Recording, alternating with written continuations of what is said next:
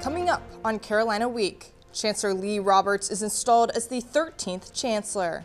I'll do everything I can to support your good ideas, encourage opportunities, and continue building a community where everyone can thrive. But protesters had something to say. It kind of reminds me of like the Vietnam War protests like in colleges in like the 60s and 70s. So I just think it's really interesting to like come and watch and like see how it unfolds. And remembering Tylee Craft. This young man fought so hard for his 2.5 years. The doctors told us he outlived what he should have. From the UNC Hussman School of Journalism and Media, connecting Carolina's campus and community, this is Carolina Week. Good morning and welcome to Carolina Week. I'm Samantha Hoffman. And I'm Anna Catermeyer.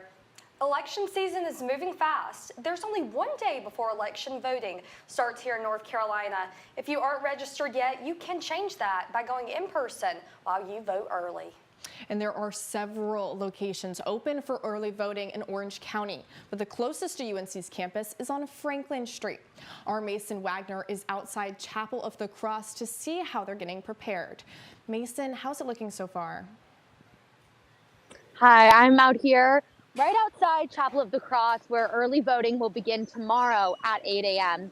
We can already see some signs right outside for Kamala Harris's 2020 presidential campaign, the North Carolina Auditor campaign, and Mike Ross's North Carolina Governor campaign. We can also see some more signs just down the sidewalk as people are starting to approach Chapel of the Cross.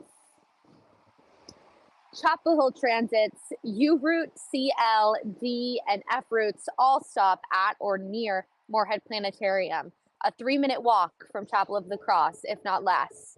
Other early voting locations include Carrboro Town Hall, which is accessible by the CW or J bus routes, and the Chapel Hill Public Library, which has its own stop on the D route.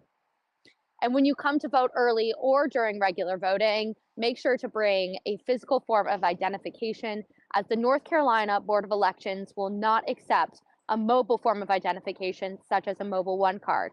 This comes after the North Carolina Court of Appeals overturned the decision that would have allowed UNC students and faculty to vote using their Mobile One card. And if you were affected by Hurricane Helene, be sure to visit the North Carolina Board of Elections website for more information in case you lost a viable form of identification. And remember, early voting ends November 2nd at 3 p.m., just over 2 weeks away. Other news on campus, University Day is celebrated each year at UNC, marking the first day of construction on Old East, UNC's first campus building. That's right, but this year's celebration was also quite historic, as the university installed a new chancellor. I was there to see Lee Roberts get inducted in person, and he explored what this is the same and different now that he has officially been named chancellor. I do. Congratulations, Mr. Chancellor. Moments after he placed his hand on the Bible, was clothed with an honorable medallion, and took the oath to become UNC's 13th chancellor. I commit to all of you that I will tirelessly protect and champion that legacy. Roberts gave a speech outlining his vision for the university now that he officially takes on the role, plans similar to those he shared while serving as interim chancellor. And we have to make sure that North Carolinians from every nook and cranny of this state know that they are wanted and welcome here at Carolina. It's consistent with what he has said in the past, telling Carolina Week last semester. And make sure that everybody knows that we are a place where they can belong and where they can feel included, no matter who they are, no matter where they come from. And while he insists he is focused on including all, the university closed its Diversity, Equity, and Inclusion office, a move that proved to be quite controversial. Roberts also said he wants to prioritize a space that allows and listens to public concerns, adapts to the future, and supports students and safety. Parents expect that when their students come here, we'll do our best to keep them safe, and that's what we're going to do. Since Roberts said this to us months ago, new safety policies have been put in place, including drills and faculty training, although many still question implementation of those policies. Carolina has always set the bar high. We don't only respond to the needs of our time, but set the standard for what higher education should be.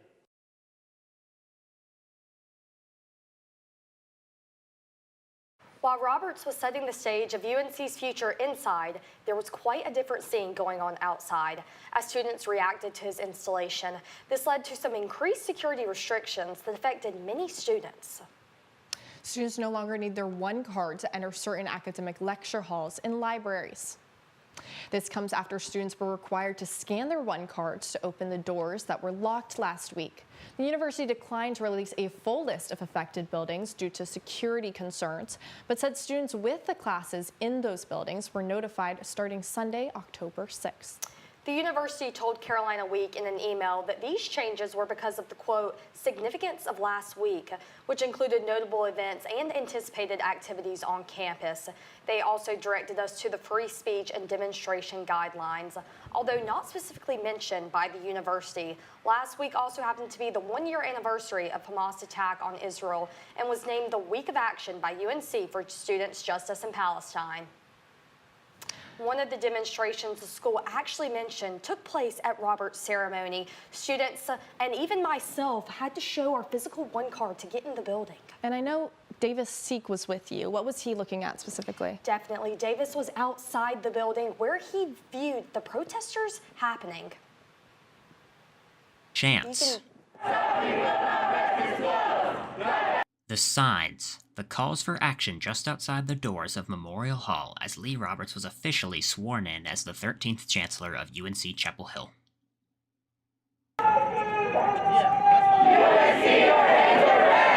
And this is not the first protest we've seen. His critics question his ties to politics, once under the Republican Governor Pat McCrory's administration. His supporters say he will move the university forward. For Roberts' installation speech on Friday, there was a security presence at Memorial Hall, including police officers and a standby ambulance. Inside, police were posted at entrances and were monitoring the crowd. And the protests didn't stay inside. Some silently held up signs inside Memorial Hall while wearing plastic gloves covered in red paint before walking out on their own. The protesters then met up with others outside and led chants like, "Stop funding Israel now," and others. Sophomore Evie Huntley says she is nervous what Roberts' policies will do for the university's reputation. I hope we don't drop in rankings. I have heard whispers that our school might drop in rankings because of his policies. So I really hope that doesn't happen. But I'm a little not nervous, but wary, I think. Freshman Devin Duncan says he is grateful these protests did not turn hostile. I'll be honest, I was quite shocked when I woke up today. I didn't necessarily think that would be the outcome, but it did run smoothly, and I hope that both parties walked away with a little bit of satisfaction that it did run smoothly. The protests ended after around 30 minutes with no arrests made. In Chapel Hill, I'm Davis Seek, Carolina Week. There haven't been any demonstrations so far this week, and we will continue to keep you updated if any arrive. Chapel Hill wasn't the only place in North Carolina where additional security measures were necessary. FEMA is now back to its door-to-door operations after a threat caused agents to take a pause. According to a press release from the Rutherford County Sheriff's Office, Jacob William Parsons was arrested and charged with going armed to the terror of the public. Parsons allegedly threatened to harm FEMA employees while armed with an assault rifle. He was released on a $10,000 bond. Governor Roy Cooper blamed misinformation for rising tension against the agencies trying to help with recovery.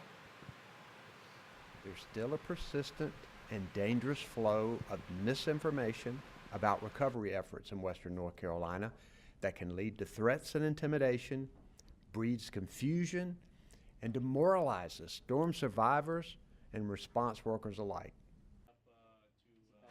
To apply for federal assistance, visit disasterassistance.gov. Get the FEMA app between 7 a.m. and 11 p.m. and make sure to have your social security number, current address, and where you were during the hurricane, as well as a list of damages and your banking and insurance information. FEMA's support is stretched thin after Hurricane Milton hit Florida.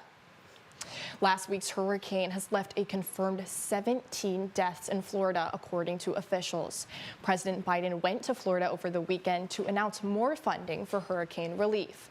$94 million of these funds are specifically for Florida to help support their electrical grid against storms. I'm proud to announce $612 million to 6 new cutting-edge projects to support communities impacted by Hurricane Helene and Milton. FEMA Administrator Deanne Criswell said last Friday that there was enough money to get immediate help to Helene and Milton victims, but that the agency would need more money for long-term help. Students trying to use Davis Library will also experience some disruptions this week. Part of the second floor of Davis will be closed through Friday for carpet renovations. This includes areas like the library data service desk and computer lab. Other areas like the collaborative zone and other floors won't be affected. Well, Sammy, this comes kind of at an unexpected time. I know lots of students are trying to use the libraries to study for midterms. Yeah, there have been a lot of construction so far this year, and students have found it a bit difficult, so hopefully everything returns to normal soon. Now, coming up on Carolina Week. He didn't miss a meeting. He didn't miss practice. The emotional meaning behind J.J. Jones scoring the 13th point in Saturday's game. And how the creator of Outer Banks is bringing the music and spotlight back to North Carolina. A new episode of Love Island. No, we need to put it on now. I know. I don't want to see any spoilers on Twitter.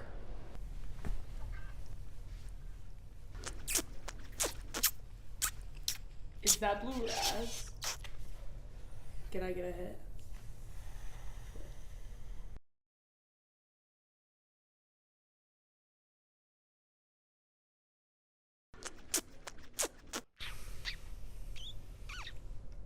I normally get guava ice, but this is hitting. I'm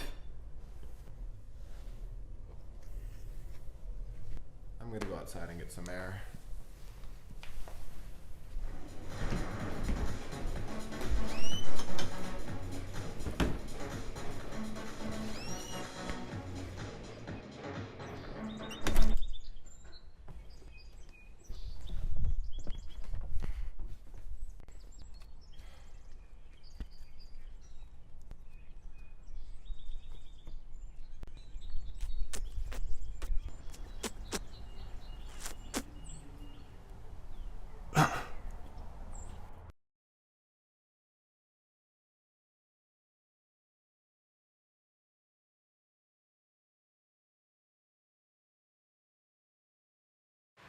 Welcome back to Carolina Week on this Wednesday.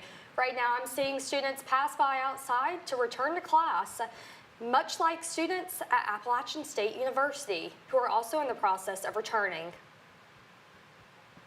The university says it will remain in a Condition 1 as classes begin today, where mandatory employees must report to work and certain non-mandatory operations are delayed.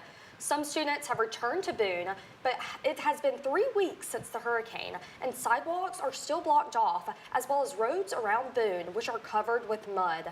There is still uncertainty when students will fully return to campus, especially with fully in-person classes. Alyssa Wilson says some professors are letting students join classes remote, however, for this period of time. Like professors reach out recently, like professors are finally starting to reach out to students, being like, hey, they're adjusting the syllabus, the schedule, things like that. Appalachian State will remain in a Condition 1 until further notice. Florida residents are now recovering from Hurricane Milton, which hit Florida 6 days ago. The hurricane made landfall only 2 weeks after Helene, and people in Florida are trying to rebuild from both storms. Our Bethany Pryor spoke to people in Bradenton, Florida about the damage and recovery. Nearly a week since Hurricane Milton made landfall, the recovery efforts continue. If you can get there, they have a certain way so residents can come and people like us can come and help clean up. The Barbers live in Bradenton, Florida, close to the center of the storm. Susie Barber's brother lives near Anna Maria Island, where the bridge and causeway were destroyed, leaving limited opportunities for people to leave or help to arrive. They just came yesterday, I think, the relief trucks. But on the island, it's hard because you're not even, they're like in your area in North Carolina there, no one could get in. Many who left before the storm are now returning, finding so much of what they left now gone. A lot of the folks from up north come down back to their places, but they don't have any places to come back to this year. Barber says that there have been people from all over the country coming to Florida to help them recover. We have electric company participation down here all the way from California. It's something like 20 states that are helping us get through the initial stages. Despite the devastation, so many people are helping one another rebuild. I hate a disaster, like a natural disaster, helps people to realize that, togetherness and getting along is the way to do it. In Chapel Hill, I'm Bethany Pryor, Carolina Week. Organizations from all over the country are traveling to Florida to continue these relief efforts. Well, as other states finally see calm enough weather to begin rebuilding, we're also getting a break from the heat. Megan, what can we expect? Guys, we're seeing cooler temperatures today as a cold front came through last night, bringing just a little bit of rain to the area, but it's going to also bring some cooler temperatures with it as well. We're only seeing 55 at your noontime hour and only going to go up to about a high of 58 at 3 p.m. and then just right back to those mid 50s around 6 p.m. But if we look up in space, we're going to see Comet A3 coming in, and we should be able to see it between now and October 24th. The best way to see it is with dark skies or if you use the night mode on your camera. It's going to be easier to see closer to today than it is to October 24th. So definitely want to get out there and look towards the west 45 minutes after sunset. As we move closer to October 24th, it's going to go higher in the horizon but dimmer as it moves away from Earth. But back down here on Earth, we have a cold front that just moved through, taking all that rain out with it, and then the high pressure system that's going to come in this week, bringing nice weather like we saw last week. But like I said, it's going to be cold. We're seeing 58 on Wednesday. Thursday is only 61. But as we move into Friday and the weekend, we'll have upper 60s, lower 70s. But the big thing is overnight, it's going to be pretty chilly. We're seeing upper 30s on your Thursday and Fridays nights and up mid 40s, lower 40s on this weekend as well. So definitely want to bring a jacket with you if you're headed to the State Fair on Thursday. It's going to be a little more chilly than normal. Thank you, Megan. Our next few stories are a bit more serious. The family of Brooke Chevron, the UNC junior who passed away in a hiking accident in September, her family is creating a scholarship in her honor. The scholarship is going to be used for students attending Avery County Public Schools looking to pursue higher education. Brooke believed that everyone should have the opportunity to go to college, so her family and friends believe this is the best way to honor her and give back to her hometown's youth by providing opportunities for higher education. The family is also asking all who want to support to them, donate through the scholarship instead of sending flowers. Students are also mourning the loss of wide receiver Tylee Craft. Tylee Craft died after battling a rare form of stage 4 lung cancer. UNC football honored Craft against their game with Georgia Tech last Saturday, with wide receiver J.J. Jones wearing Craft's number 13 jersey. Tar Heel coach Mack Brown took to the field a tribute to Craft's mom. Despite the diagnosis, Craft graduated with a bachelor's this past May and was pursuing a graduate program at UNC. Brown says that Craft always rallied behind the team, even during his toughest days.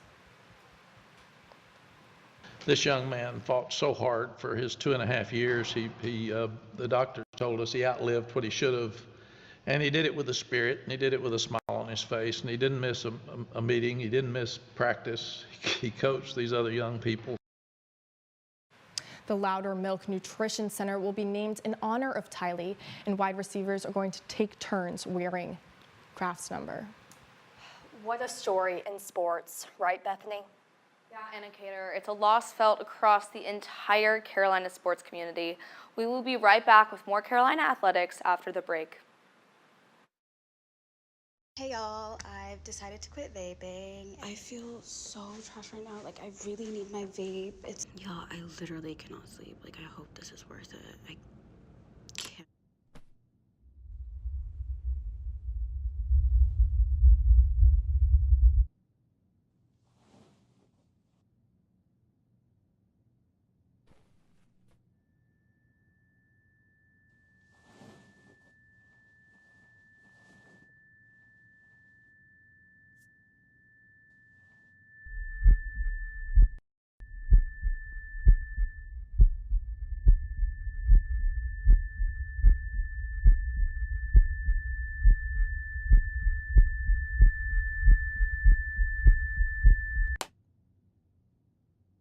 I know quitting is worth it. 'Cause I'm worth it.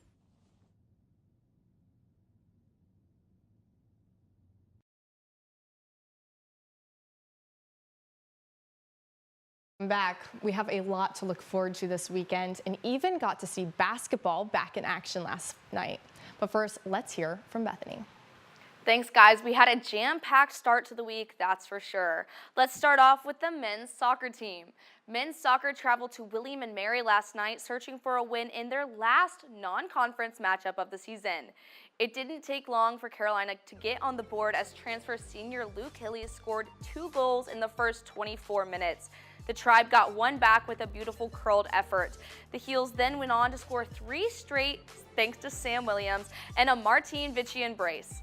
A late goal by the home side meant UNC returned to Chapel Hill with a 5-2 victory as they take on number 2 Pitt on Saturday. The second-ranked UNC women's soccer team returns to Dorrance Field this Thursday as they look to return winning ways against Clemson. The Tar Heels only scored once in their 2 games in California on a rebound from a saved penalty kick. Carolina will need to build momentum offensively going into their final 2 games of the ACC season against last year's national champions Florida State and the #1 ranked Duke, who have already beaten UNC this season. The Tigers are 2-4 in ACC play and are second worst team in the ACC for goals per game. So this could be a game for forward Olivia Thomas to reignite after her timeout with an injury that snuffed out her hot start to the season when she scored 5 goals in 5 games. The UNC men's basketball team took on the Memphis Tigers in the Hoops for St. Jude Tip-Off Classic last night. Without RJ Davis, the Heels had a sloppy first half with several turnovers that helped Memphis jump out to a 3-point halftime lead. But it was all UNC in the second half as junior guard Seth Trimble had 19 of his 33 points. Sophomore Elliot Cadeau led the team with 13 assists, and UNC would go on to win 84-76. UNC's very own Vince Carter joined the 2024 Naismith Basketball Hall of Fame with his induction on Sunday. Carter played for the Tar Heels for 3 seasons before playing in the NBA for 22 seasons. Carter was an 8-time NBA All-Star, an Olympic gold medalist, and won Rookie of the Year award in 1999. But he's best known for his 6 seasons with the Toronto Raptors when he won the 2000 Slam Dunk Contest. Carter is the only player in NBA history to have played in 4 different decades. No school this Friday means, unfortunately, no Sports Extra, so tune in Monday morning at 11:30 for more on Carolina athletics. But stick around after the break for Carolina Week. It's been a year of growth. I'm focused, I'm resilient. It's been a rewarding year. All the hours of late night studying, all the hard work, all the breaking bad habits is finally paying off. I'm an athlete. I am an academic. Oh my God. I can be whatever I set my mind to.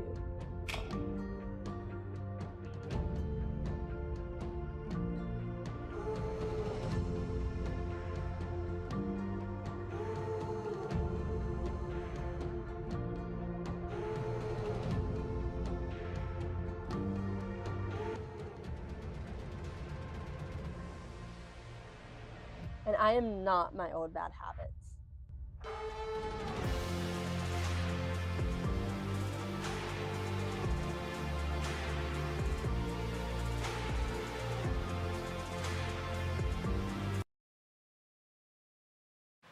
Welcome back to Carolina Week. Now we have some exciting news for anyone who is studying at the School of Education at Carolina. The UNC School of Education is now the only program to receive the Frank Murray Leadership Recognition for continuous improvement twice.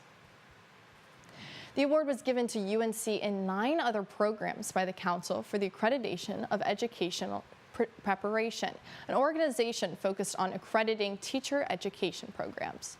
The program won the award for the first time in 2019 when it was the only focused on specific teacher education programs. This year, the award recognized all programs within the school. Teachers are more prepared when trained through the UNC system, according to a study by the Learning Policy Institute. Still, the state ranks 42nd in the nation for starting teacher salary and 41st in the nation for teacher salary. Something no other state can claim, however, is the North Carolina State Fair. The first day is tomorrow, so our reporters asked some students what they are looking forward to most. Hi, my name is BJ Tillman, and my favorite food from the State Fair are fried Oreos. Hi everyone, my name is Annabelle Assad, and my favorite food from the State Fair is turkey legs. I'm Corey, and every year I go to the State Fair, I get fried Oreos. Hey, my name is Igor, and my favorite food from the State Fair was the Korean hot dogs. My name is Nick Lee, and my favorite food at the State Fair is fried Oreos. Hey, my name is Kaden. My favorite part of the State Fair is the Nestle cookies. My name is Sophia Pedroso. Fried Oreos. Hi, I'm Shannon, and my favorite State Fair food is probably funnel cake. My name is Serena, and my favorite food at the State Fair was lemonade. Hi, everybody. My name is Josiah Planter, and my favorite food from the State Fair is turkey leg.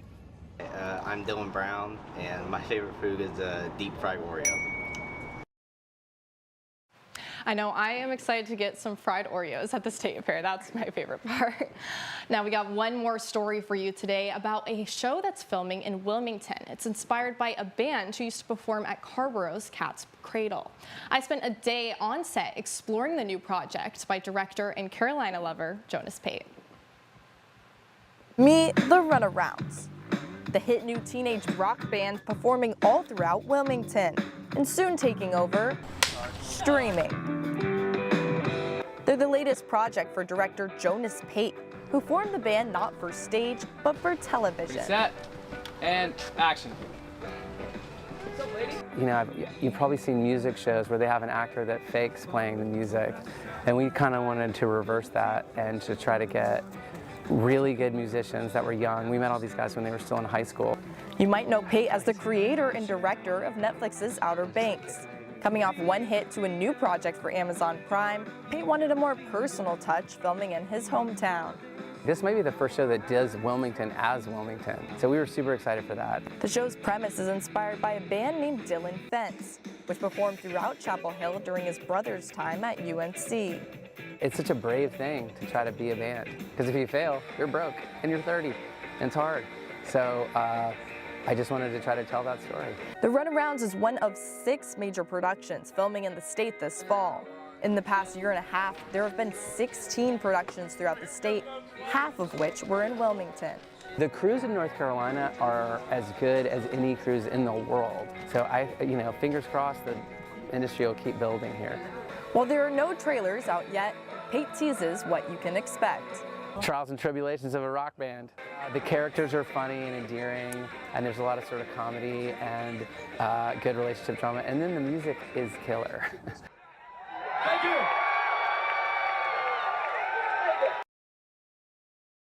The Runarounds is set to wrap filming mid-November and is going to release next year. I know, I can't wait to see it. For sure.